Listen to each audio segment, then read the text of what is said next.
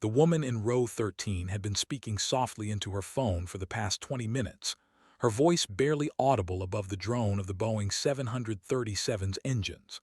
Most passengers hadn't even noticed her, just another traveler in worn jeans and an oversized hoodie, her graying hair pulled back in a simple ponytail. She was explaining to someone, probably a grandchild from the patient tone, why clouds looked different from above. "They're like mountains you can't touch," she said, pressing her finger against the window. "White mountains that move." No one paid attention to the slight tremor in her left hand as she held the phone, or the way she unconsciously checked her watch every few minutes with military precision.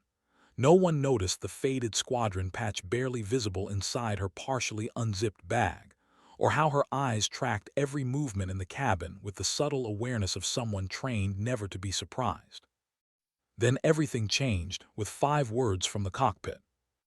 "Is anyone here a pilot?" The captain's voice crackled through the intercom, tight with controlled urgency. The kind of control that meant something was very wrong. Passengers straightened in their seats, phones lowered, conversations died mid-sentence. The flight from Denver to Seattle had been routine until this moment, 2 hours into a 3-hour flight, cruising at 35,000 feet over the Montana wilderness. "I need to speak with any pilot aboard immediately." The woman in row 13 slowly ended her call. "I have to go, sweetheart," she whispered. "Tell your mom I love her." She stood with the fluid economy of someone who had spent years moving through confined spaces. Her hand was already reaching for the overhead compartment, pulling down a battered leather jacket that looked older than half the passengers on the plane.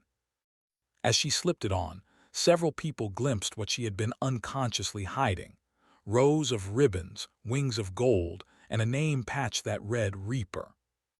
Lieutenant Colonel Valentina Reaper. Kowalski hadn't flown anything larger than a Cessna in 5 years, hadn't touched the stick of a fighter in 7. The Air Force had medically retired her after a helicopter crash in Afghanistan left her with permanent nerve damage in her left hand, the hand now steadying itself against seat backs as she made her way forward. Behind her, passengers whispered. Most didn't recognize the decorations. Those who did went silent. A young man in a business suit had already stood up 3 rows ahead, announcing loudly that he had his private license, 200 hours in a Cirrus. The flight attendant looked past him, her eyes locked on Kowalski approaching with the measured stride of someone who had walked toward danger so many times it had become muscle memory. "Ma'am?" the attendant asked, and Kowalski simply nodded, moving past the businessman who was still explaining his qualifications. The cockpit door opened before she reached it. The first officer's face told her everything she needed to know. This wasn't turbulence. This wasn't a medical emergency. This was something much worse. The main cabin fell into an eerie quiet as Kowalski disappeared into the cockpit. Through the reinforced door, passengers could hear muffled voices. Urgent, technical, rapid-fire exchanges that meant nothing to civilians but everything to the few veterans aboard who recognized the cadence of crisis communication. The businessman with the private license sat back down, his confidence evaporating as he realized whatever was happening was beyond his 200 hours of clear-weather flying. 3 minutes passed, 4, 5. Then the intercom clicked on again, but this time it wasn't the captain's voice. It was hers, calm, steady, with the kind of authority that made 300 passengers simultaneously relax and tense. "Ladies and gentlemen, this is Lieutenant Colonel Kowalski. I need everyone to remain seated with seatbelts fastened. Flight attendants, please secure the cabin for irregular operations." She paused, and in that pause everyone understood. "We're going to be just fine. But I need you to listen very carefully to what comes next." The teenager in row 26 would later upload his video with a title that would gain 40 million views: "The Day Reaper Saved Flight 447. But in that moment, no one knew her call sign's history. No one knew why hardened combat pilots had given that name to a soft-spoken woman who taught her granddaughter about clouds. They were about to find out. Outside the windows, the Montana mountains waited 10 miles below, their peaks sharp as teeth in the afternoon sun. The 737 continued its steady cruise, but something fundamental had changed. The woman who had been talking softly in row 13 was now in command, and everyone aboard was about to witness why the United States Air Force had once considered her the deadliest pilot in the sky, not because she sought death, but because she had cheated it so many times that death had learned to respect her. The cockpit door sealed with a definitive click. Captain James Morrison lay slumped against his seat, conscious but incapacitated, his face gray with pain. The first officer, barely 28 and 3 years out of flight school, was managing the aircraft, but his hands shook on the yoke. "Heart attack," he said without preamble. "Started 20 minutes ago." He insisted on staying until. He gestured helplessly at Morrison, who was clutching his chest, unable to speak but his eyes sharp with frustration. Kowalski moved with practiced efficiency, checking Morrison's pulse while scanning the instruments. Everything looked normal: altitude, heading, engine parameters all green. "What's the complication?" she asked, because there had to be one. They wouldn't have called for help just for a medical emergency. The first officer, his nameplate read Davidson, swallowed hard. The captain was programming the descent into Seattle when it happened. Half the approaches entered, but he pointed to the flight management computer, its screen showing an error message. "I can't complete it, can't override it," and his voice dropped. "I've never actually landed a 737, only simulators." Kowalski's fingers moved across the overhead panel, muscle memory from 1,000 hours in military aircraft translating to this civilian cockpit. Different layout, same principles. "How many hours do you have?" 400, all as first officer, always with supervision. Davidson's honesty was brutal. "In clear weather, stable approach maybe, but look." He pointed through the windscreen. Ahead, a wall of darkness was building, a massive storm system that hadn't been in the morning's forecast. Lightning flickered in its depths. "Seattle Center says it's moving faster than predicted. We'll hit it in 40 minutes. Alternate airports. Spokane's below minimums. Portland has wind shear alerts. Everything else is beyond our fuel." Davidson's voice cracked slightly. "We have enough for one approach into Seattle, maybe two if we're lucky." Kowalski settled into the jump seat behind the pilots, her mind already calculating. A 737-800 with a nervous first officer, a dying captain, deteriorating weather, and a malfunctioning computer. She flexed her left hand, the damaged one. On good days, she had maybe 70% function. Today wasn't a good day. The cold at altitude made the nerve damage worse. She could feel the tremor starting. "Pull up the approach chart," she said, her voice betraying nothing. "Tell me everything about Seattle's runway 16 left." As Davidson began reading off the technical details, decision height 200 feet, required visual range 1,800 feet, ILS frequency 110.3, she closed her eyes and built the approach in her mind. She had landed at Seattle exactly once, 15 years ago, in an F-16. Different aircraft, different approach, but the same mountains, the same winds off Puget Sound, the same tricky terrain that made it one of the more challenging approaches in the continental United States. Morrison tried to speak, managed only a wheeze. Kowalski leaned closer. "Don't try to talk, Captain. Blink once for yes, twice for no. Can you guide us through the FMC programming?" One blink. "Good. Davidson, get me a headset. We're going to need every mile to figure this out." She keyed the intercom to the cabin. "Flight attendants, please check on any medical personnel aboard. We need assistance in the cockpit." What she didn't say, what she couldn't say, was that she had never flown a 737. Her expertise was in aircraft that could turn inside their own wingspan, that could climb vertically, that could dance through missile locks and surface-to-air fire. The 737 was a bus, a very sophisticated bus, but still something designed for stability and efficiency, not combat maneuvers. Every instinct she had developed over 20 years of military flying would be wrong here. But she had something else, something that had earned her the call sign she never wanted but couldn't escape. She had survived when she shouldn't have, 8 times over hostile territory, once with half her aircraft shot away, once with a fire in the cockpit that had melted her oxygen mask to her face, leaving scars hidden beneath makeup, and once, the last time, auto-rotating a damaged helicopter full of wounded Marines through Taliban fire to a landing that should have killed everyone aboard but didn't. They called her Reaper not because she brought death, but because she had walked so close to it so many times that she had learned its patterns, its tells, its weaknesses. Death was predictable if you knew how to read it. And right now, she could feel it circling Flight 447, testing for weakness, waiting for fear to create an opening. She wouldn't give it one. A doctor and two nurses appeared at the cockpit door. As they worked on Morrison, Kowalski began what she had done so many times before, turning fear into focus, chaos into procedure, impossibility into just another problem to solve.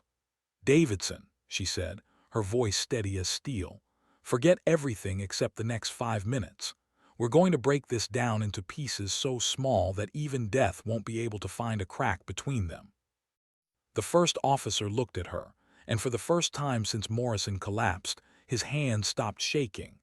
Something in her voice, in her absolute certainty, made him believe. Outside, the storm continued building, a monster of wind and water and electrical fury.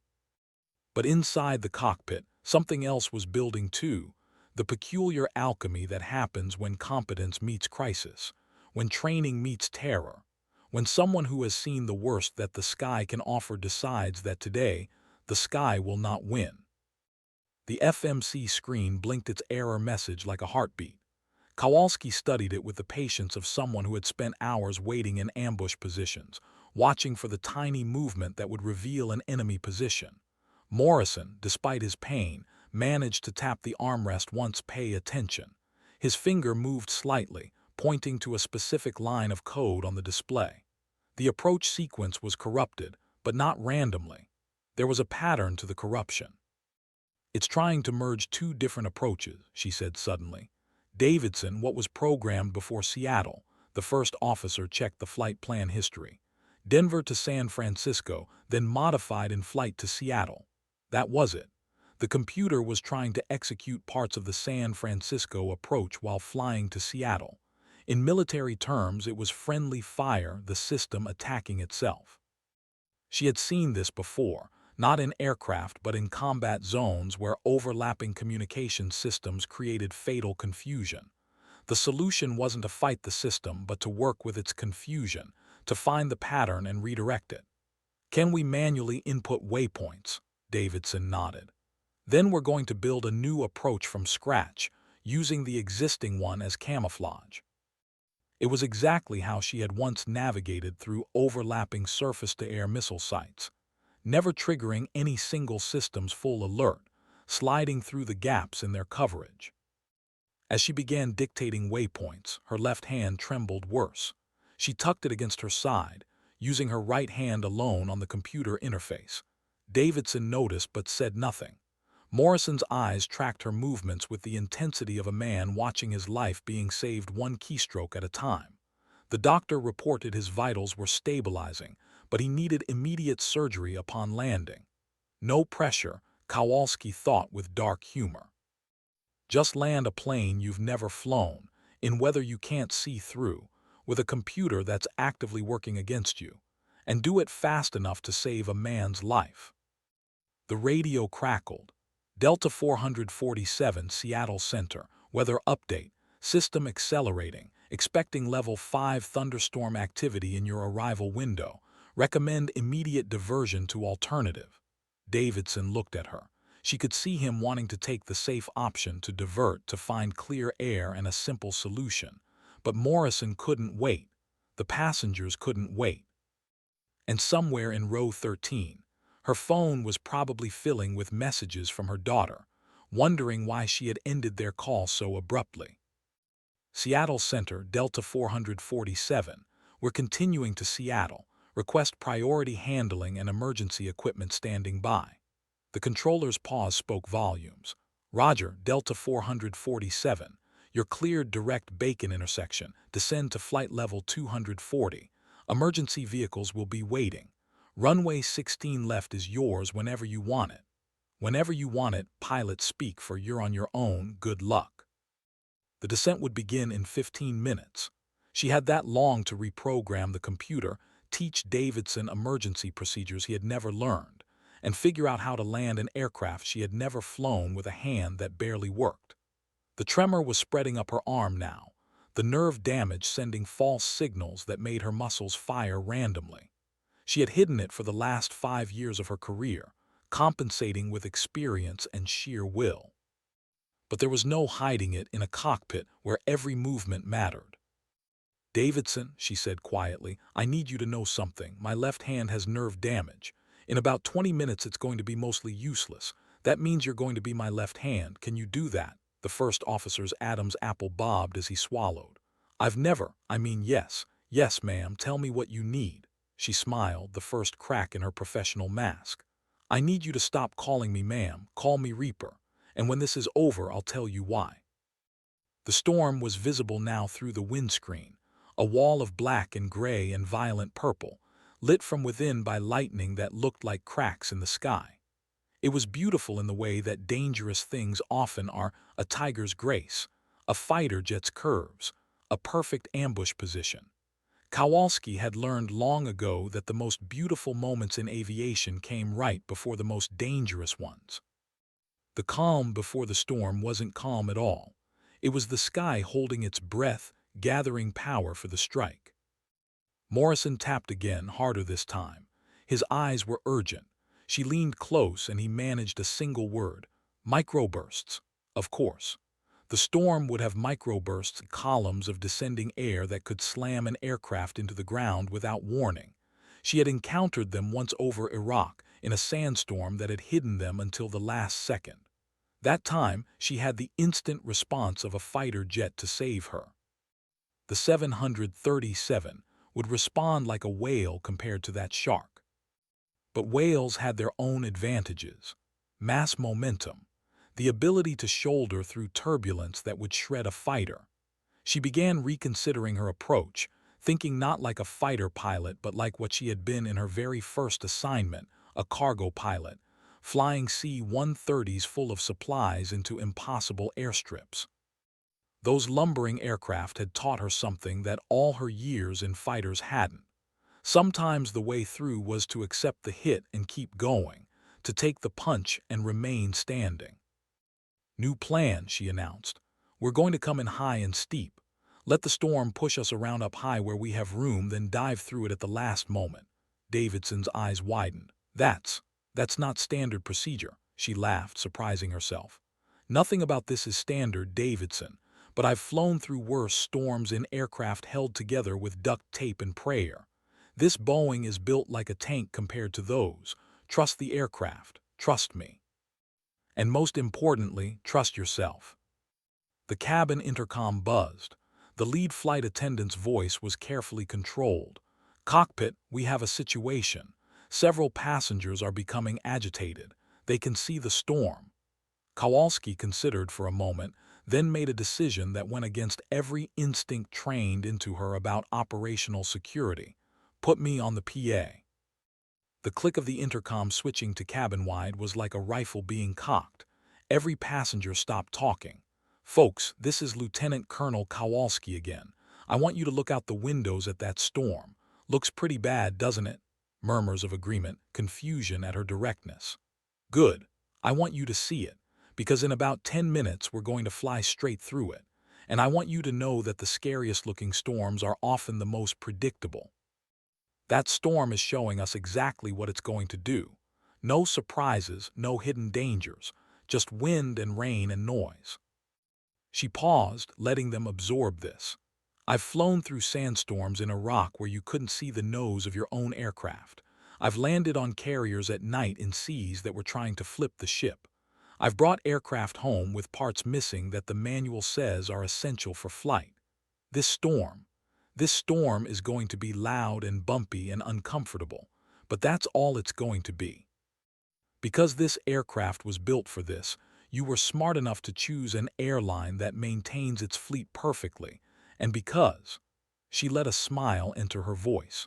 Because I really want to get home to finish a conversation with my granddaughter about clouds. In the cabin, the teenager in row 26 was recording everything.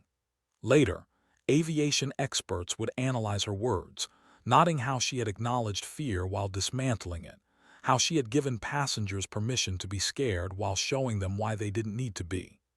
But in the moment, all anyone knew was that the tremor of fear running through the cabin had changed into something else, anticipation, maybe even excitement. They were about to do something extraordinary with someone extraordinary. The FMC beeped. The new approach was programmed and accepted. Morrison managed a thumbs up. Davidson was running through the landing checklist, his voice growing stronger with each item. The storm loomed ahead like a living wall, but somehow it seemed smaller now, less monstrous. Maybe because everyone aboard had stopped seeing it as their enemy and started seeing it as just another obstacle to overcome. Seattle Center, Delta 447. Beginning descent through flight level 240. We're going to need vectors for a steep approach to 16 left. The controller's response was immediate, professional, but with an undertone of respect. Roger, Delta 447. Turn left heading 265, descend at your discretion. The sky is yours. The sky is yours, another pilot phrase, meaning they were clearing everything else out of the way. Every controller, every other aircraft, everyone was watching Flight 447. Davidson, Kowalski said, you're about to learn more about flying in the next 20 minutes than you learned in 4 years of flight school. Ready? The first officer gripped the yoke with renewed determination. Ready, Reaper. She positioned herself where she could reach the critical controls with her good hand while watching everything. Then let's show this storm what happens when it picks a fight with the wrong aircraft. The first drops of rain hit the windscreen as they descended through 20,000 feet. The turbulence began as gentle bumps like driving over railroad tracks, but Kowalski could read the sky the way others read books, and she knew this was just the storm saying hello. The real greeting would come soon enough. She flexed her left hand one more time, feeling the last reliable responses from her damaged nerves. In 15 minutes, maybe less, it would be useless wait. But 15 minutes was a lifetime in aviation. 15 minutes was longer than most dogfights, longer than the critical phase of any carrier landing, longer than it had taken her to save those Marines in Afghanistan. 15 minutes was enough to do what needed to be done, if you knew how to use them. And she had learned, through 20 years of military aviation, that the only moment that mattered was the current one. Not the last one, not the next one, but this one, right now, where decisions became actions and actions became salvation. The 737 nosed down into the storm and the real fight began. Lightning exploded across the windscreen, turning everything white for a heartbeat. The aircraft lurched left, then right, then dropped 50 feet in an instant. In the cabin, someone screamed. But in the cockpit, Kowalski was smiling, not from joy but from recognition. She knew this dance. She had danced it over Baghdad and Kandahar and a dozen other places where the sky tried to kill you. Power up, she commanded, and Davidson pushed the throttles forward. Don't fight it, ride it. Let it push us but keep our nose where we want it. The aircraft bucked like a living thing, but she could feel its strength, its determination to fly despite the chaos. Good aircraft wanted to fly. Great aircraft insisted on it. And the 737, for all its mundane commercial purpose, was showing her it was a great aircraft. The radio crackled with static, barely audible through the storm's electromagnetic interference. Delta 447, radar contact, 12 miles from field. Seattle approach was struggling to track them through the storm, but they were still there, still watching, still guiding them home. Maintain heading, cleared ILS. When able pilots speak for, whenever you can manage it through whatever hell you're currently experiencing. Morrison's breathing had gone shallow. The doctor was working frantically, but his eyes met Kowalski's with a clear message: hurry. She glanced at her left hand. The tremor had become a constant shake now, the muscles firing randomly. 10 minutes, maybe less, before it became completely unusable. The rain was so heavy it looked solid, like flying through a waterfall. The windscreen wipers couldn't keep up, creating a strobing effect that was disorienting even to her experienced eyes. Then she saw it, a gap in the lightning pattern, a rhythm to the storm's violence. 3 flashes, pause, 2 flashes, pause, repeat. The storm had a heartbeat, a pattern that revealed when it would be strongest and when it would briefly relax. Davidson, watch the lightning, count it with me. Together they found the rhythm, and she began timing their control inputs to the pauses, using the storm's own pattern against it. 8 miles from the field, they were down to 5,000 feet, still too high for a normal approach but perfect for what she had planned. Gear down, she ordered. The landing gear extended into the slipstream, adding drag, slowing them but also stabilizing them like a sea anchor in a storm. Flaps to 15. More drag, more stability, the aircraft configuring itself for landing while still fighting through the worst of the turbulence. I don't have the runway, Davidson said, voice tight with concern. Neither did she. The rain was too heavy, the clouds too thick. They were flying on instruments alone, trusting that the electronic signals from the ground were guiding them to safety. But instruments could lie. Instruments could fail. Instruments could guide you perfectly to the wrong place if you let them. Seattle Tower, Delta 447, request runway lights to maximum intensity. A pause then. Roger 447, lights at maximum. Emergency equipment standing by. Wind 180 at 25, gusting 40. Recommend. The controller stopped. There was nothing to recommend. They all knew this was their only shot. Good luck, 447. 5 miles. The turbulence was so severe that loose items in the cockpit were floating, momentarily weightless between the aircraft's violent movements. Her left hand had gone completely numb, hanging useless at her side. She was flying one-handed now, calling out commands that Davidson executed with growing confidence. They had become a single organism, thinking together, reacting together, fighting together. 4 miles. A microburst slammed them downward, 800 feet in 3 seconds. Alarms screamed. The ground proximity warning system announced impending doom in its emotionless computer voice. But Kowalski had been expecting it, had already called for maximum power, had already started the recovery before the microburst hit. They climbed back to approach altitude just as another microburst tried to catch them. This time she turned into it, using its energy to position them exactly where they needed to be. 3 miles.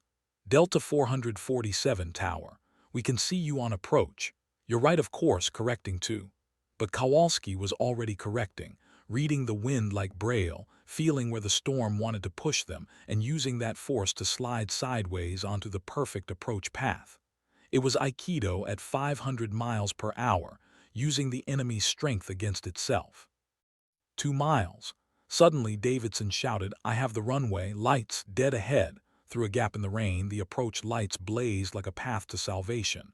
But even as he said it, Kowalski saw the trap. The lights were an illusion, reflected off the rain, displaced by refraction. The real runway was 30 degrees left of where it appeared. Don't trust it, she commanded. Stay on instruments. 1 mile. Decision height approaching, the point where they had to see the actual runway or abort the landing. The radar altimeter counted down, 500 feet, 400, 300. And then, like a curtain being pulled aside, the rain parted for just a moment, and there it was, the real runway, exactly where the instruments said it would be, not where their eyes had tried to tell them it was. Landing, Kowalski announced and took control with her one good hand. The 737 descended through the last 100 feet like a ballet dancer, graceful despite the wind trying to throw it aside. 50 feet, 30, 20. A last gust tried to flip them, but she had kept power in reserve for exactly this moment. 10 feet, 5. The main wheels touched with a chirp of rubber, then the nose wheel, and suddenly they were rolling instead of flying, the storm's power broken by contact with Earth. The cabin erupted in cheers and applause, but Kowalski barely heard it. She was focused on Morrison, who had gone unconscious, on Davidson, who was shaking with adrenaline release, on her own left hand, which she couldn't even feel anymore. Tower, Delta 447. Request immediate medical assistance at the gate. We have one critical. As they taxied toward the gate, the storm unleashed its full fury on the airport, as if angry they had escaped. But they were safe now, on the ground, alive. Davidson was handling the taxi, tears streaming down his face. "How?" he asked. "How did you know about the false lights? How did you know where the microbursts would be?" She was quiet for a moment, watching the emergency vehicles racing alongside them. "I didn't know," she finally admitted, "but I knew they would be there. Death always sets the same traps, Davidson. It's not creative. It just counts on us being too scared to see the pattern." She looked at Morrison, who was being prepared for immediate transport by the medical team that had boarded through the rear door. 20 years of combat flying teaches you that the difference between living and dying isn't luck or skill or even courage. It's attention. Paying attention when everyone else is panicking. As the aircraft stopped at the gate and the engines wound down, she realized her entire body was shaking now, not just her hand. The adrenaline was leaving, taking with it the superhuman focus that had kept them alive. She was just Valentina Kowalski again, grandmother, retired pilot, a woman with a disability that had ended her career but not her ability. Davidson helped her stand. "Reaper," he said. "Why that call sign?" She smiled, exhausted but somehow at peace. "Because I've been to the edge 23 times now, no, 24 after today, and every time death blinked first." She moved toward the door where the medical team was working on Morrison. "But that's not why they really called me that. They called me Reaper because I brought everyone home. Every mission, every time. Even when the aircraft didn't make it back, the people did. That was my real talent, not combat, not flying, but making sure death went home empty-handed." The paramedics had Morrison on a stretcher, moving fast but controlled. One of them looked up at her. "You saved his life. 5 more minutes and—" He didn't need to finish. She knew. She always knew when death was close, could feel its presence like pressure changes before a storm. It had been in the cockpit with them, waiting for a mistake, a moment of fear, a hesitation that would give it an opening. But she had been there too, and she had been doing this dance longer than Davidson had been alive. As she stepped out of the cockpit, the entire cabin rose to their feet. The applause was different this time, not the relieved celebration of landing, but something deeper. Respect, recognition, understanding that they had witnessed something extraordinary, not just skilled flying, but the kind of moral courage that defines heroes. The teenager in row 26 was still recording, his phone capturing the moment when Kowalski stopped at row 13 to retrieve her bag. Her phone had 17 missed calls from her daughter. She typed a quick message. "Sorry for the sudden ending, had to help with something. Tell Isabella that Grandma flew through a cloud mountain today, and it was beautiful." Then she looked up at the passengers, all still standing, all still watching her. "Thank you," she said simply. "Thank you for trusting me. Thank you for not panicking. Thank you for being brave when brave was all we had." An elderly man in first class wearing a Marine Corps cap saluted. Then another veteran, then another. Soon, a dozen hands were raised in salute throughout the cabin. Kowalski straightened, her exhausted body finding military bearing one more time, and returned the salute with her good hand. "Semper Fi," the Marine said quietly. "Aim high," she responded, the Air Force motto. "Aim high." Later at the hospital, she sat beside Morrison's bed as he recovered from emergency surgery. He would live, would fly again if he wanted to. Davidson was there too, still processing what had happened. "I checked the weather radar," the first officer said. "That gap in the rain where we saw the runway, it lasted exactly 13 seconds. If we had been 10 seconds earlier or 10 seconds later—" Morrison, groggy but alert, squeezed Kowalski's good hand. "Not luck," he whispered through the oxygen mask. "Timing." She knew what he meant. In combat aviation, timing was everything. Not just when to shoot or evade, but when to trust, when to doubt, when to push through, and when to pull back. She had learned that timing in night missions over hostile territory, where a second's hesitation meant death, and a second's rashness meant the same. The storm had been just another enemy, and she had done what she always did, found its rhythm and broken it. A nurse entered with forms. "Mrs. Kowalski, we need some information." She almost corrected him, Lieutenant Colonel Kowalski, but stopped. That person existed in a different world, a world of afterburners and missile locks and radio calls that meant life or death. In this world, she was a grandmother who painted watercolors and couldn't open jars without help because of her damaged hand. Both were true. Both were her. The news had already picked up the story. "Heroic passenger lands plane in storm" was the headline, accompanied by grainy phone footage from the cabin. But they had it wrong, as media often did with aviation stories. She hadn't been heroic. She had simply been present, prepared, and unwilling to let death win.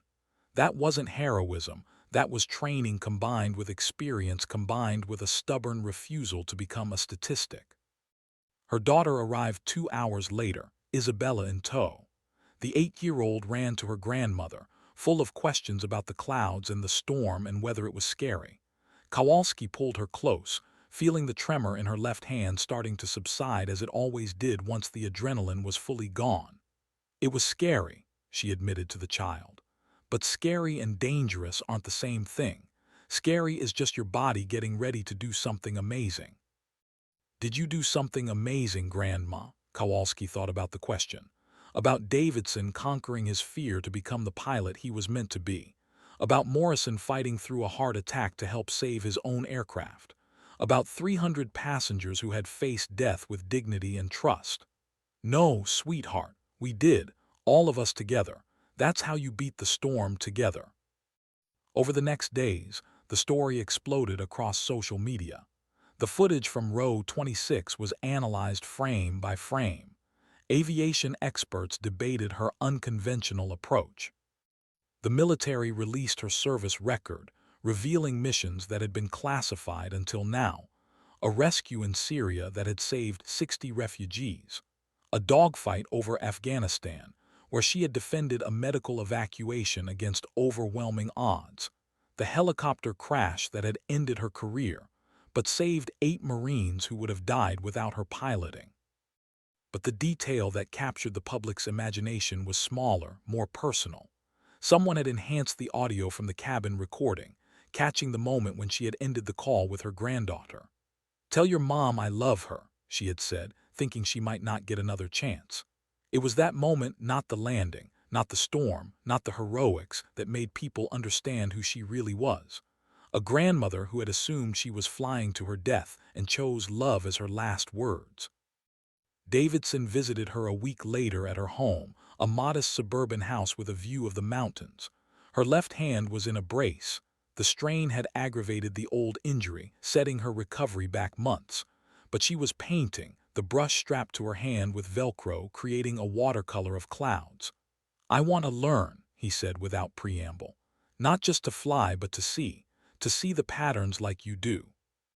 She set down the brush, studying him. He was different, older somehow, marked by the crucible they had shared. "It's not about seeing," she said finally. "It's about accepting. Accepting that the storm will come. Accepting that you might not be ready. Accepting that you'll do it anyway because people are counting on you. The seeing comes after the accepting." They talked for hours, sharing coffee and stories, the young pilot and the retired warrior. She told him about the missions that had gone wrong, the friends she had lost, the nights she had wondered if she would see another sunrise. He told her about his.